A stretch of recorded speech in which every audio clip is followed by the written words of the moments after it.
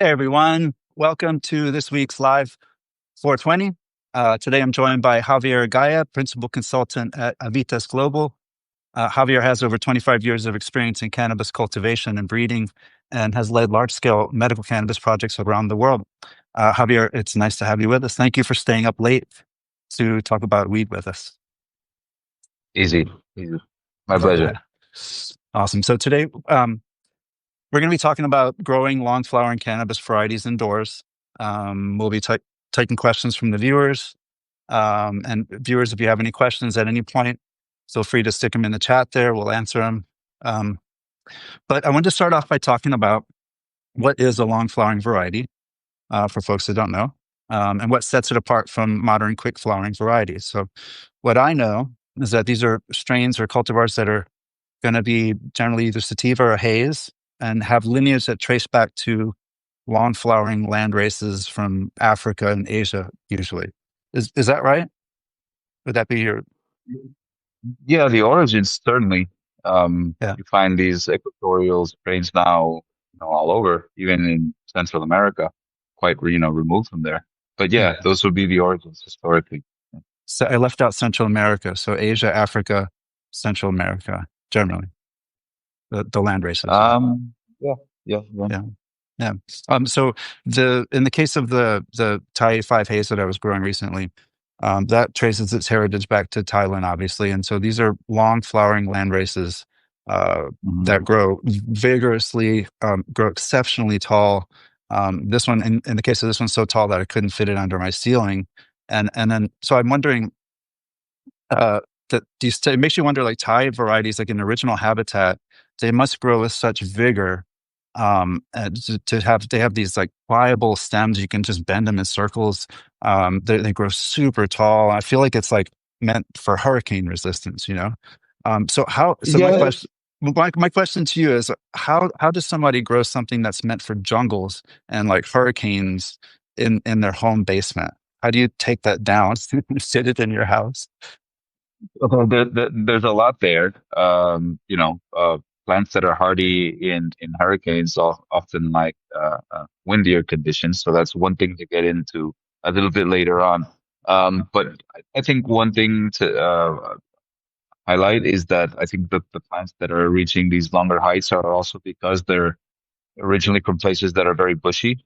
And these plants want to simply outcompete and they want to be able to grow past those bushy plants and that plant density that you might find in kind of like jungly warm areas, and receive more sunlight and be able to kind of grow. So I think that is if you set the tone, that plant is going to want to grow. It's going to want to grow tall and it's seeking light. And that's the key there, is seeking light, knowing that it's in a place that's very, very, very, warm. Um, its leaves must adapt to that. So it takes a thinner, narrower pattern rather than a broader pattern where it needs as much surface density as possible to absorb incoming photons, right? And it also grows in a way where it allows for very, very hefty airflow and an aversion to microclimates. So taking that into consideration and how to bring it indoors, well, it's a plant that goes against a lot of what we're doing here indoors, right? So you have to take a lot of things into account. The Thai A5 that you mentioned that you grew, it has its origins in Thailand, on the Thai side. On the A5 haze side, it has its origins in Thailand, yes, but it's also a historic, vigorous hybrid that where the first two time these really, really strong genetics are combined in the case of the Northern Lights. In the case of the A5, it would be the Northern Lights 5, and it's crossed with the A male that was a selection by Neville, originally given from seeds from David Watson, right? So these seeds then later on are used to breed all kinds of genetics that we know, super silver haze and the the skunk hazes and the G13s and the mango hazes that eventually follow on. But the building blocks come from these Northern Lights genetics, where the NL5 is the haze C and the haze A. And what you have here is a strong hybrid vigor from that original line of the A5, and then it's crossed again to a tie. So it has this kind of like initial hybrid vigor, and then it's maybe crossed with something that's a little bit more unique from Thailand. And then growing it indoors is going to imply lots of things. For starters, certainly not giving it any kind of veg time at all. It's germinating from seedling on a very strict 12-12 condition, and this can be applied to pretty much any straight sativa by true characteristics and definitions of a long flowering variety, which is any plant that's going to go longer than 12, 13, 14, 16, 18, 20 weeks. Mm. 20 weeks, right? So So starting. anything, I'm sorry. Continue, please. yeah, yeah. You go ahead and ask. I was so starting from the beginning. No veg means that we are going straight to 12-12, or a different schedule, 11-13, perhaps 11 on, 13 off. Some people were recommending, but we begin with the plant instead of with 18 hours of light or 24 hours of light. We begin the plant in flower stage. We begin the plant at 12 hours of light during the day, 12 hours off, and it begins its flowering Oh, process. Yeah. it's a basic consideration. Understanding the origins of the plant is from a place that's equatorial and is going to have that that similar amount of light. Usually, plants that stay under 14 hours of light and 10 hours of darkness will and it's playing between there. It's 12 hours of light, 14 hours of light. Once that plant gets 14 hours of light, most likely it'll go into a vegetative state. But if it stays under that, and it's different for every strain, but usually that's the set rule. It's very it's malleable. It's very generic. There's no real reason why it has to be 12-12 at all for anybody. It's just a simple number, and it's easy for people to set their clocks to that, right? So, Yeah. but it's in the end of the day, is at a certain point when you're under less than 14 hours of light, it's about photons. So you can run it if you wanted to at 12-12. You can do 11-13. You can do 10-14. You can increase the amount of light relative to 12-12. So you can still match your DLI. You can just do it over 10 hours rather than 12. Mm. Or you can keep the same amount of PPFD over 11 hours or 10 hours. Usually what that does, sorry, is shorten flower time. And that can be done for any variety that Mm. you're growing, generally speaking. Where Mm. if you're under a 12-12 cycle, if you start shortening the amount of hours of light, that plant will start to ripen up sooner. If you're with a Mm. plant that you're not happy with its, that's taking too long, then yeah, you can certainly start cutting back on the amount of light that you're giving it, and it'll finish up. Contrarily, if you want a plant to bulking up, and you know that it can take it without re-vegging, you can give it 12 and a half hours of light. You can give it 13 hours of light and 11 hours of darkness. You can even go up to 13 and a half hours, right? As long as you don't get past 14, that plant may still keep flowering, and you're just packing on photons and photons, and it'll stay flowering. So it's very strain dependent. 12-12 doesn't have to be there. But yeah, an sativa on a long flowering plant and a plant that's going to be so stretchy, you certainly want to kind of start keeping it at 12-12 from the very beginning, from the moment you germinate it. I remember reading that from the first time in a forum, whatever, how many years ago, and kind of being surprised. Mm. But yeah, it's something that when you try it out, I mean, I guess like the easiest way to try it out for yourself is when you put out a seed. Traditionally, you put out a seed outdoors out here in Europe in, I don't know, May, April, June. You put out one of these really long flowering plants out, and you're gonna have a monster on your Yeah. hands if you don't plant it out at the right time. Yeah. So yeah, those seeds, some of these clones can finish out. I mean, I live in Spain. Christmas Day, I outdoors. I'm able to harvest some of these plants. They're just Yeah. flowering all through October and November. Yeah. And then yeah, so it's a unique challenge to grow them outdoors. It's even more of a challenge to grow them indoors. But it can be done. Now, I would say that growing it in a tent is way more of a challenge than growing it, let's say, for example, in a room where you have more height, where you have ability to control the environment slightly more. So I guess this is the way that it's been historically done in Holland, where these types of varietals, especially the Royal Lions, as I mentioned on our previous phone call, uh, the backbone of many times modern genetics, these haze lines were perfected and grown in Holland, right? So they had a very particular way and technique of growing them. They continue to do so, and it's not in a tent or in a or a 2 by 2 tent. Sorry, in a 2 meter by 2 meters. So Yeah, that yeah, would be they use. completely impossible with the Thai A5s. Tyler in the chat mentioned that he's trying to grow at 13. He's growing at 13 on for the first time, and it's going good. And I wanted to say that this is where you're going to call me completely crazy, because I was, first of all, I was trying to grow the Thai A5 after vegging it for 30 days. Okay. I vegged it for 30 days. You're supposed to veg it for 0 days. I vegged it for 30 days. And then this is the funny part. I flowered them at 13 on. And so the plants just went crazy, dude. They went directly for my ceiling. Within the first couple of weeks, I was already like, oh no, how is this going to even, this is not, I don't know. And you were, to your credit, Javier, you were the first person that told me in the comments, dude, there's no way. There's no way you're going to fit that in there. I hate to break it to you, and you were right. There was no way. It was impossible. Not if I had started, maybe if I had started with no veg, maybe. And possibly I could have fitted in that room, but I'm still not quite sure. But that brings me to another point that somebody brought up is taking cuttings instead of growing from seed directly, because of the strong taproot and the vigor that the seed's going to produce. You'll have less of that vigor if you grow it from seed. Is that your understanding? Yeah, one of the From reasons clone, what. I mean. Yeah, look, there are pros and cons to growing from seed and from clone. One of the benefits to growing from clone is that when you grow from seed and you want to take future generations of clones, I like to take clones from a plant that's sexually mature.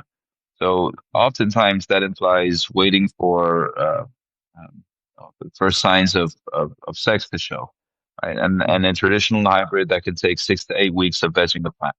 If you take a clone from there, you'll have a clone that's sexually mature. When you put in the flower, it triggers real fast, right? So uh, 6 to 8 weeks. doing yeah, yeah, for traditional like hybrid, right? Like the Yeah. traditional 8 9 week. Um, doing it with a 12 weeker, 14 18 weeker. Yeah, you still want to wait for that plant to show its signs of sex, regardless if it's from regular or feminized seed. And then when you put it into flower, it's going to trigger a lot faster. That's one of the things that you're also going to want to look into to shorten that stretch is to work with a plant that's already generative in style, right? And it already has its the styles could be showing sometimes even when you put it into all right. So it's depending on where you're taking the cutting from, right? So that plant can trigger real fast. Putting in a tent, I guess, is a challenge. I would certainly work in an open room if you're going to be growing it indoors. I would not fill the room. These Dutch varieties were grown in rooms that were half empty. They would grow about 3 plants per square meter. And I guess like the most curious note that always caught my eye was the way that these plants were grown. They were grown with tomato wire hung down from the roof, holding on to each cola, and the cola would kind of grow up and be sustained by these like thin green wires, and not with any type of bamboo or trellis or netting or anything like that. Just very specifically like that. And some of these royal lines, which have grown in Holland, which are, I guess, like the provenance of the genetics that you're growing now, are extremely vigorous and extremely high yielding. They can grow a kilo and a half in a square meter. So it's a lot. This is just with 3 plants.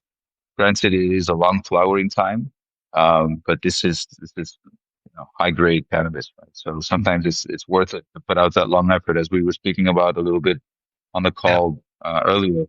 That these long flowering varieties, it's a journey. It's not often about the destination, and it's not for everybody. It's for the person who appreciates the long drive and the little things. But it's also about the person who can course correct and really knows what they're doing because it's a complicated method of growing. The Dutch there have slightly perfected it, but not everyone. It's a plant that doesn't grow well in organic setups. That really needs a salt nutrition. It needs to be grown in rock wool or cocoa. It doesn't like to be grown in soil for whatever reason. So these I'm talking about these cuts, right? These royal lines, Mm. seeds from new generations. I don't want to speak for these, but yeah, there's a very particular way of growing these plants. For whatever reason, the maximum genetic potential of these plants is expressed when they're grown in these hydroponic conditions with a Interesting. very particular. That's really interesting to me because if you were to go back to like Thailand or something like that, and you were to look at their soil that they're growing in, I'm sure it's very rich for a lot of organic matter. And so it's interesting to me that they respond so well to that lack of organic matter growing in rock wool, for instance. Well, I mean, just one thing to consider is that just because a plant grows wild and thrives doesn't mean that it's a plant that's going to produce the type of cannabis that we want to smoke. So cannabis reaches this potential because of our intervention. Let's not forget that. Mm. Wild Mm. tomatoes Yeah. are nothing like human grown and disease resistant and fusarium resistant tomatoes that we grow today. Um, and certainly, yeah, there's to say that some of these tomatoes are selected for firmness and not for and ripeness, but not necessarily for flavor. But most of the time it's about shelf life, right? And in cannabis, for home growers, you don't have to worry about the shelf life. You're going to consume it yourself, and it's a long process anyway of curing. So shelf Mm. life is not really an issue when it comes to this type of cannabis. So Yeah. yeah, you employ methods that are going to ensure the optimal growth of this plant. And one thing to note is an extremely low nutritional profile is needed. The EC, the amount of nutrition that's needed um, via fertilizer is really low. So these EC levels tend to peak at maybe 1.6, at the Mm. highest 1.8, but usually you're vegging at 1.2, 1.4, Mm. because there's no veg. But technically, right now, consider as the plant is growing, while you're still technically in 12/12, the plant is growing vegetatively. It's not putting out flowers and it's not putting out buds from the very beginning. It's still growing. It still has to put out its foundations. So, It's putting out leaves and branches, right? And then little by little, you'll see it putting out flowers, and it keeps on growing and growing and growing. But yeah, the roots need to be established. The plant needs to grow out a little bit. But yeah, the EC, the feed is about half what you see under these modern varieties. So. um, so you started them in bloom, basically. If you start them in their flowering cycle, are you feeding them vegetative cycle nutrition? Or are you feeding them bloom cycle nutrition in those first 6 weeks or however long?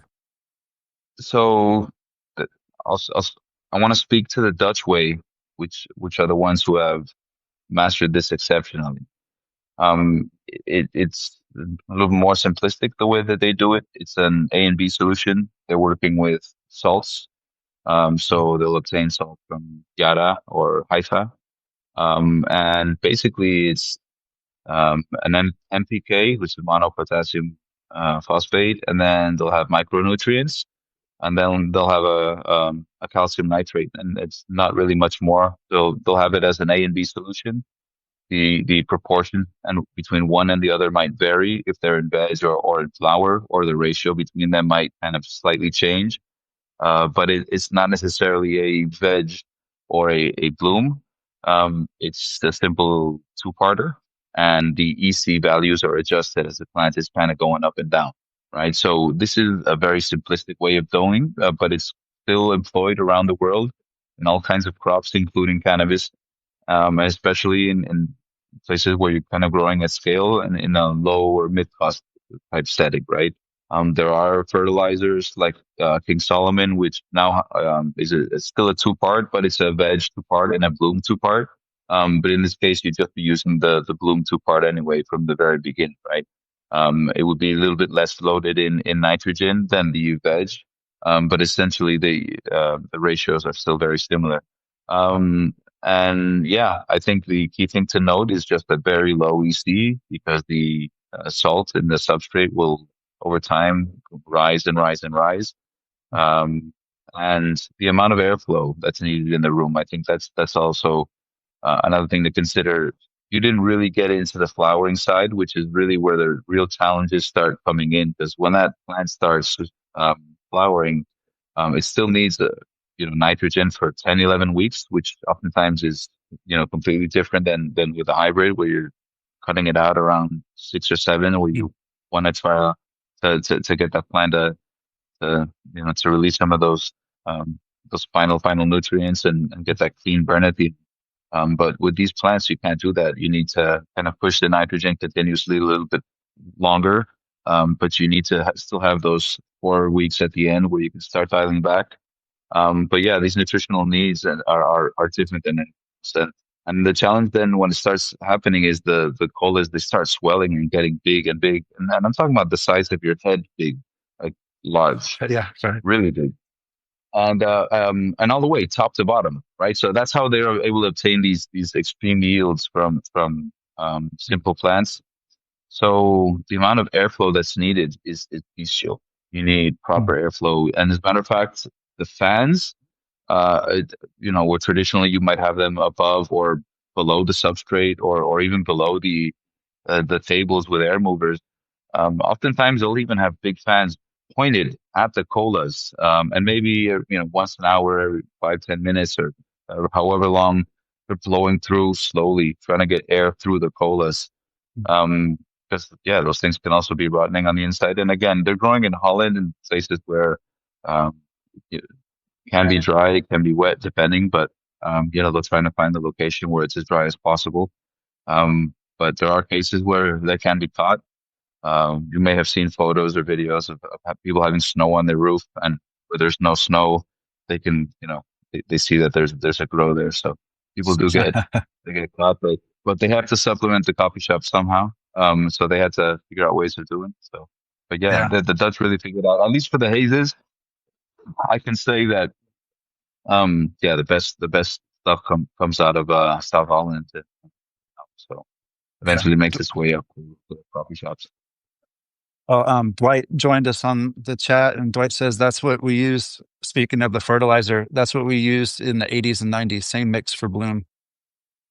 Well, Red if I pepper if I can formula. say that if Dwight was on the call, I don't need to be on this call. You can ask everything. Right. I That's defer to the master. Absolutely. awesome. Um, yeah. For those of you who just joined us, it's open to questions. If you have a question, please put it into the chat. We're taking questions as we go, and we are chatting about, in particular, the Thai 5 hazes that I tried to grow recently. Chatting about what went wrong, what I probably should have done to be able to fit them in my room.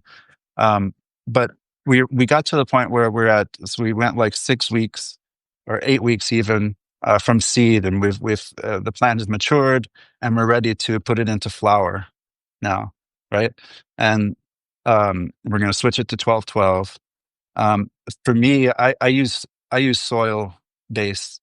So I've done hydro before, but I prefer soil. So I'm going to put mine in the soil. But given what you said, I'm not going to amp up my soil. I'm not going to put any added nutrients or any like earthworm castings, nothing in the soil. I'm just going to go straight soil, right? I'm not going to put any extra organic matter in there because it doesn't seem to need it.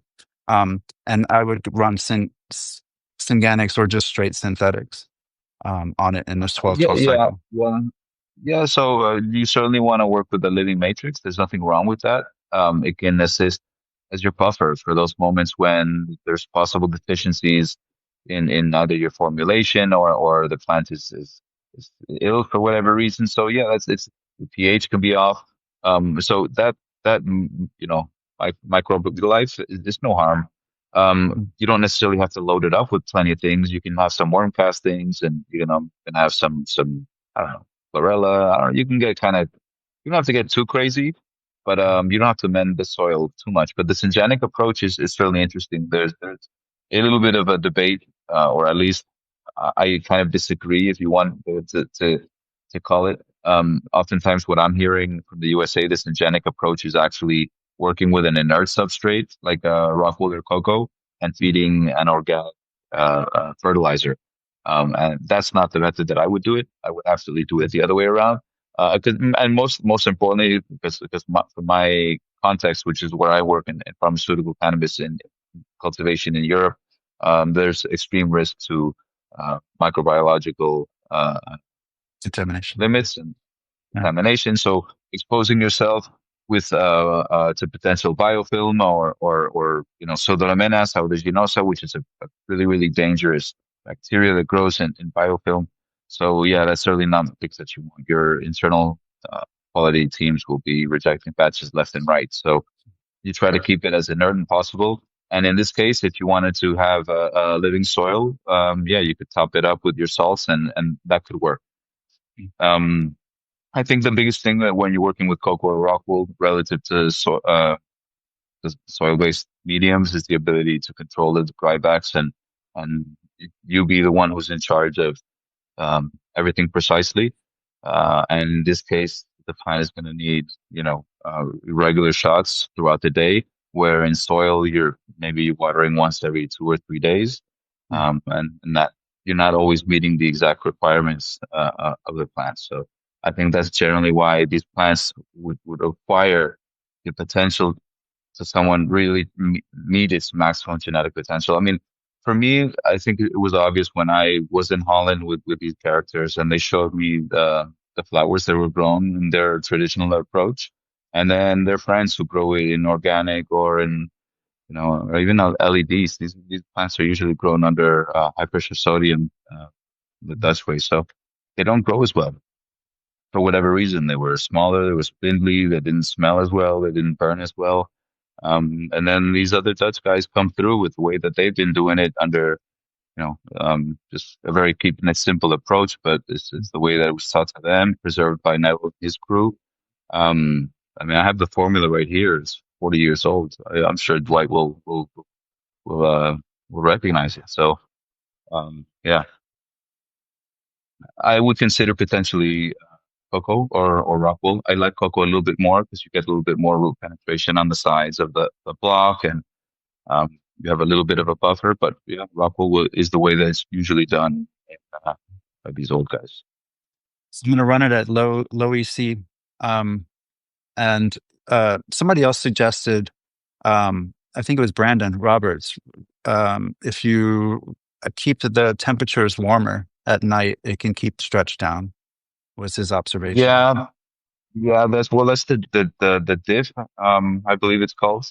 Yep, Out differential. of it already today, but Yeah, yeah. So basically, you don't want to go too heavy on that, but yeah, there are ways to control the stretch, but on these types of plants, there's really nothing you can do. Look, I know that. these royal I line know that. There's nothing you could do. these plants are 40 years old. You'll root them out in jiffies in plastic trays, and I'm not lying. Still, the roots can burst through the plastic of the tray, kind of like a weed through concrete. That is the vigor that's in these plants. It's hard Yep. to express in a normal way. In Australia, different line, right? But Kangativa, there's photos of him. These are 7 meter plants, 8 meters, so 20 footers, 24 footers. They grow really big.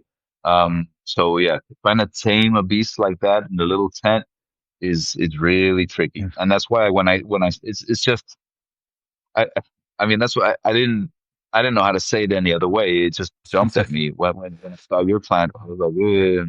No, that Okay. I mean, like, But so some of the characteristics of that plant. Okay, the lateral branches. The branches, first of all, grew sideways, not upward. They grew completely sideways, like arms sticking out to the side, and they got up to about 2 or 3 feet long, going out, each direction. Mhm. So immediately the plants were about 4 feet wide or 5 feet wide.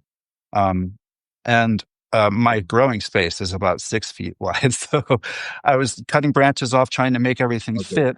But these branches, check this out. The branches that I cut off, I was did a lot of pruning on it to try to keep this thing fit somehow in my space. One of the branches that I cut off was about 2 feet long.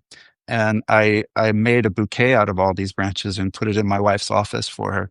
And about 3 weeks later, one of the branches was still alive and it had sprouted roots. This is a 2 foot long cutting, a 2 foot long Yeah. cutting, sprouted roots. Like this thing was not going to Yeah. give up, not giving up. Well, it's curious that you mentioned the size of the clone, but this is actually something that very few people talk about. And maybe Dwight will know this because this is something from Rob Clark in his Marijuana Botany in 1978. Um, he has a chapter called Asexual Propagation, and he goes through very, very, very in-depth approach to his optimized cloning procedure. One of the things he highlights is the size of the clones, and this is something that I always touch upon when I do cultivation advisory in pharmaceutical facilities, because they'll have a little centimeter ruler and they'll have a blade and it's always like 10 centimeters. Sometimes it's 9 centimeters or even 8 centimeters. And it's very contrary to the literature that was established in marijuana botany. It's 10 to 45 centimeters, if I'm not mistaken. And they go on to explain that the reason for it is that the further the plant, where the cutting is made from the leaf, the further away it is, the higher concentration of starch you'll have at the point of the roots. And the starches are going to convert to sugars and drive the root growth. Mm. This can be proven by what they call a starch iodine test, where you can place the cutting in a solution with iodine and it'll darken depending on the amount of starch that's in it.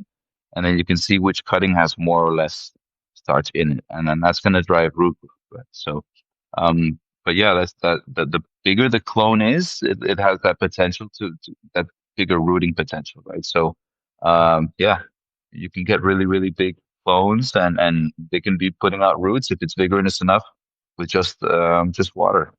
Yeah. Um, Yeah. Just water. No, nothing. Like I didn't touch the water. It was just sitting in a thing of water for over 2 weeks and putting out roots. yeah, I Just mean, wild. I mean, it's not the advice way to do it, but I'm just saying this thing was not oh no, just no, no. did not want to give Yeah, up. look, we all need to play and experiment, and there's nothing wrong with a bouquet and a rooted bouquet over time later than that. Yeah, that's absolutely true. Yeah. So okay. So we've flowered the plant, and we're in like week 14 or 15, and we have fans blowing on the flowers to try to keep them from molding and keep any issues from happening. By the way, I blow that way. Blow fans directly on my flowers anyway because I have such a small space. I have to keep the air moving in there. But yeah. So we've made it to harvest. Now what? Curing. Well, lots of things. Number one is well, let's get to harvest, right? It's the dial back, and that's that's the you have to start there is dialing back because you've been kind of pushing, pushing, pushing, pushing, and if you just harvest and start the whole procedure from there, then it's all for naught. So that dial back has to be done. Eventually, it's not necessarily flushing. It's just, slowly pushing back on the nutrients. If you're running CO2, slowly pushing it down. The amount of light, if you can dim the light slightly. Mm. Yeah. And then it's harvesting. These plants have gotten tremendously, tremendously large. And the biggest thing is, well, trimming them is different because just the leaf growth is very, very different. It's enjoyable. Um, One thing to note is that oftentimes they grow like this.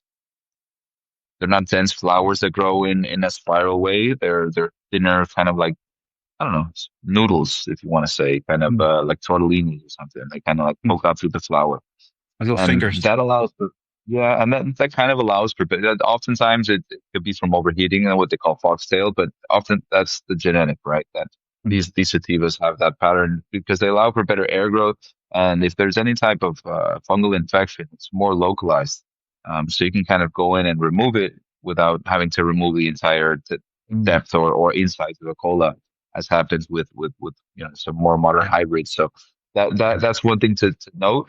And yeah, usually the way it's done is they'll have their friends over, they'll invite their friends over for however long it takes. They'll get the whole thing harvested, and then it's then the curing begins. And the curing is really, really where I think where a lot of people don't even really take into account. And then also is where the magic happens because some modern varietals in 8 weeks, sorry, in 8 days after harvest, you can smoke them. They'll have a white ash. Mm. They'll be great. Sometimes it's 14 days. Sometimes it's 28. Sometimes it peaks at 45. Like Riri is a sour diesel phenotype. Once it's been harvested and dried, you have about 45 days to smoke it. Otherwise, the terps are gone, no matter how you preserve it. Um, Mm. and I have a very interesting way to preserve my flowers. I can't do anything with the sour diesel with the Riri cut. But yeah, that's where the curing begins. And on these old school hazes, it's 6 months, man. Mm. 6 months. Wow. So you flower them out for I don't know 4 months, right? And then you gotta cure them for 6 more months. Otherwise, they come out and it's full of chlorophyll. It's not degraded. Mm. It's very much like a grassy scent kind of hay. Um, and for that to degrade and for the true aromas to come out takes time. So that goes even more to what we were saying earlier. Like this type of cultivation effort, it's not that it's not for everybody, but well, it is, right? So even if you want to, because you consider yourself like enough of a connoisseur where you're like, I want to grow the haze. Well, maybe it doesn't suit your personality. Maybe you're just not ready for it. And as I was saying, like, yeah, this is something that oftentimes comes to more experienced growers, to more experienced smokers. And when you've had it for the first time, it doesn't leave you. The first time you smoke haze, the first time you smell haze, real haze, and you're in a room full of cannabis smoke and just like a ninja sword, it slices through the room. What is that? The incense-y, the peppery. A lot of the haze that most people know is kind of unfortunate, but it's mostly female dominated. So it's terpinolene and piney, just like piney and lemony heavy. But the true for me, the magic happens a lot of times with the A male, and that's where you get the leather and the sandalwood, incense, meaty, rotten funk. I was just with Karma Genetics, the main breeder, Ed recently, and he called the A5 or the A male, he called it the red wine of cannabis, and the C male, the white wine. And he goes, basically to allude to the complexities of the flavors and the tones, where the C male is a little bit more fruity and noble, but the red in the A male is darker and it goes to more places. And I think that's what we appreciate in a Mm. mother sauce, for example, cooking or in mole in Mexico, where I'm from, complexities and broadness in flavors. I often judge cannabis cups and like cannabis, for example. I judge indicas and other cups. I judge sativas. And for me, or when I do a pheno hunt for facilities or for new groups, one of the main things I'm looking for is complexity in flavor. It doesn't matter if it's a sativa or indica, right? But it just can't be gas or lemon or Mm. it's got to go deep. And if it takes you places on the palate and in the smell and it translates then into the smoke, but it's even broader, then that's a real complete experience. And those are the type of flowers that I'm looking for. And the A male really, really has that. So the offspring of it are really, really deep, layered, complex. And really, when you get them to mature, you get that cure after 6 months, that's when it's subliminal. So yeah, you're having a stash that's a year old, but you can preserve it 2 years even. If you're lucky, two and a half, Wow. maybe also. Wow. That's Yeah, crazy. yeah, That's yeah. wild. So if it's good vintage smoke, you can, look like this old hippie, like Dwight, right? And pull out your and pull out. No, just kidding, Dwight. Much love. No, and just pull out a stash and just impress people because it's real magic. I had mango haze at my wedding 13 years ago. And was able to give mango haze to everybody to smoke. And that's not even a real super sativa, but it's almost there. The flavor there is on Stuff. point. So, but That's yeah, man. that's where I'm gonna start. So I have a mango haze from Mr. Nice. I'm gonna Hmm. start in September. So we'll see how it goes. So I Yeah. figure what I did was, and I do this often, I jumped into the deep end first. So I Mhm. think I'm gonna start with the mango haze and kind of wade into the waters. But Well, that's listen. I might suggest that you won't wade much deeper. It's that great of a strain. I mean, I don't want to yeah, plug that anyone too much. But that's an amazing smoke, man. They really, really, really got it down. If you ask Shanti Baba, who's the breeder there, what his favorite smoke is, and he has like, I don't know, 40 lines or something silly. But he says it. He says it's mango haze, and I've smoked it. I've grown it. And yeah, the only thing that's ever topped it is maybe the G13 Haze A, the AG13 as they call it in Holland. But that's clone only from the Royal clones, the elite line, sorry. And then the original Haze, the actual seedling, um, as given out by David Watson to a few people. However, he's very, very clear in his instructions when he gives it to you is that they're not meant for growing for consumption. They're meant for breeding stock, right? So the females don't, right? It's like I was mentioning, like these wild strains that are growing on the side of the road. Like, yeah, they might be wild, but they're not necessarily anything that you want to have anything to do with or want to smoke when it's put in front of you. But this original haze, the flowers that I tried, that was some of the best smoke I ever had in my life. And it was in a flattened flower. I think that someone had like vacuum sealed to be able to put in their wallet or something like that. So it looked kind of like when I travel, right? Like if you go to enough foreign countries, I don't turn down flour. I try not to be a snobby stoner because I consider myself a true stoner at heart, right? So, if something's gifted to me in a foreign place, then I'll take it. And yeah, one of my travels, I had the original haze, and that was subliminal, but that's 20 weeks in flour.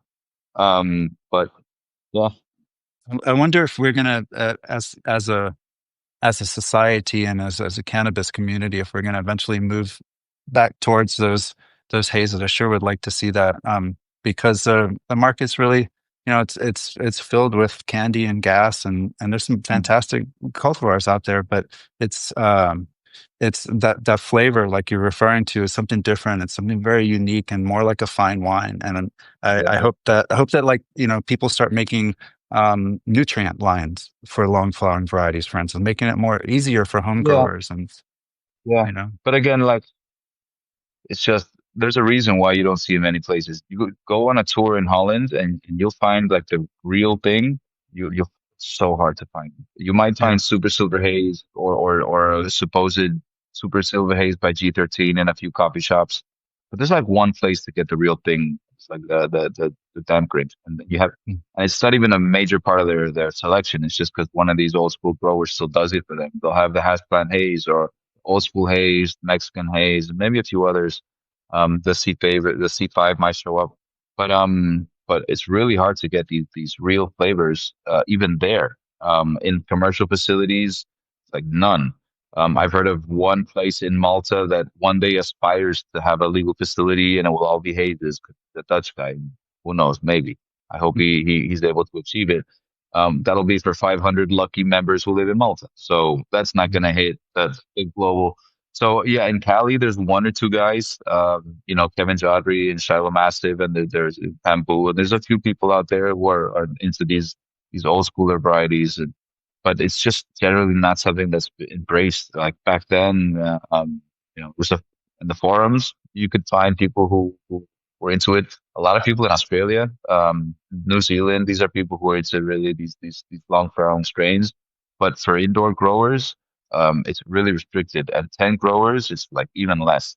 So I think there are ways to get into maybe not necessarily long flowering varietals, but you can still be with exotic flavors that are not exotic in the way that it's all the Z and the ZA, the OG this, and blah, blah, blah. Right. Where for me, it's fairly repetitive. As a judge, I told you it's 77 samples of indica for Spanish.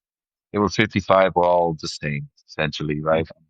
And when I've ever judged sativa out here, there are like 9 weeks. They put forbidden fruit and things like this in sativa categories, and so Mm. it's very like no one does it for real. Out here where I live in Spain, there's like one guy who's doing it. Barry from um, what was the name through Canna, a British Yep. guy, and he grows some long flowering sativas out here. But yeah, it's very rare. It takes a certain type of individual. So you got to be Wow. introspective, patient, love the plant, and be patient. And be patient because that curing time is no joke. I mean, you're really gonna pull out your flowers that you put all this time and effort into it. Right. You think you're gonna, it came out great, and then 3 weeks later, 4 weeks later, after traditional dry cure, you go to smoke it with your friends, you show it off, and they're like, "Man, this tastes like shit. This tastes like shit." Then so you're Worst. Yeah. embarrassed, right? You put it away. You don't throw it away because you're like, it hurts to throw away the flowers that you grew. Just put it away. You forget about it, and then one day, for whatever reason, you just like, I don't know, something hits you. It's just that urge. It's magical. And it says, go back. It's calling you, right? So you go back and you try it, right? No one's around this time. It's just you know, and like you just get this smile, and then you try to tell other people. They don't believe you because they were there the first time. They're like, nah, we tried it. It's bullshit. So it's almost like Peter called cried wolf at this point. But yeah, then you get real massive thing. And then you tell, hey, you know, it's been curing for like 7, 8 months. It's a haze, and somebody, you know, eventually they'll come through.